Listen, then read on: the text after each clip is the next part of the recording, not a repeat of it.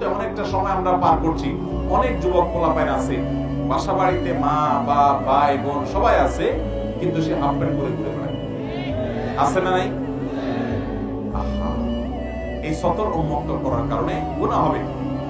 মানুষের রান এটা সতরের অন্তর্ভুক্ত, এটাই বিশুদ্ধতর মত এবং সতর্কতাপূর্ণ মত, এটাই বিশুদ্ধতর মত। বিদায় আপনি এই রান উন্মুক্ত করবেন না।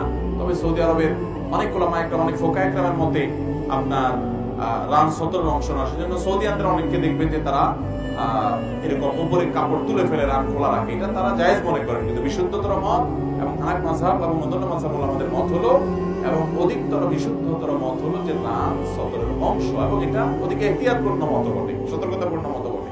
যাই হোক, যুবক ভাইরা যারা হাফ প্যান্ট পরে ঘুরে বেড়ান অন্যদের সামনে, এর কারণে আপনাদের গুনাহ হবে, সতর তরক করার গুনাহ হবে। এই যে আপনারা ফুটবল দেখার জন্য অস্থির হন, রাত বিরাত জেগে জেগে দেখেন, যারা ফুটবল খেলে এরা হাঁটু এবং রান উন্মুক্ত করে হাফ প্যান্ট পরে খেলে, তাদের এই সতর খোলাটা যেরকম ইসলামী শরীয়তের দৃষ্টিকোণ থেকে জায়েজ না, যদিও তারা অমুসলিম বেশিরভাগ, তাদের জায়েজ না জায়েজ কিছু আসে যায় না, কিন্তু একজন মানুষ সতর মুক্ত করলে আপনি তার সতর দেখাটাও গুনাহের কথা, জায়েজ হতে পারে।